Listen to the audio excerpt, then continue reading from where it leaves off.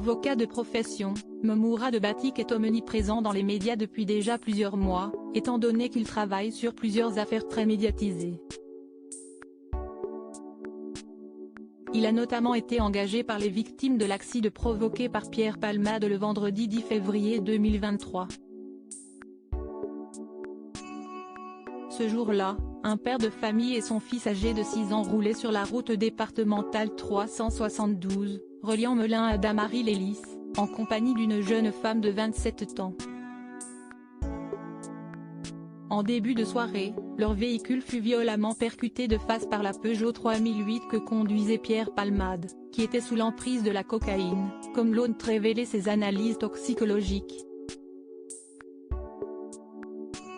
Grièvement blessé, le conducteur de la voiture heurté par l'humoriste, ainsi que ses 2 passagers, ont été transportés d'urgence vers différents hôpitaux, tout comme Pierre Palmade.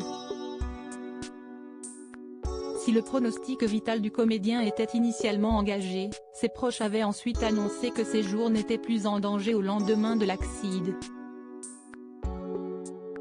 En revanche, le conducteur percuté par l'acteur a dû subir plusieurs interventions chirurgicales, et reste encore hospitalisé à ce jour. De son côté, son fils âgé de 6 ans fut victime d'importantes séquelles physiques, notamment au niveau de la mâchoire et du visage.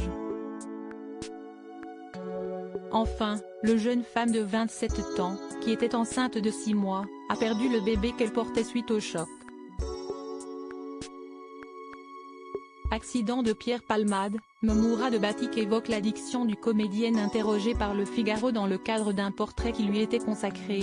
Momourad Batik a formulé une blague très osée en référence à l'affaire Pierre Palmade. Décrit comme étant un boulimique de travail, l'avocat a tenu à préciser, quand on lui a demandé à quoi il carburait, que ce n'était pas la cocaïne. Outre l'affaire Pierre Palmade, Momourad Batik travaille également sur la disparition de Delphine Jubilard, étant donné qu'il est le représentant légal de l'oncle et de la tante de l'infirmière portée disparue depuis plus de 2 ans.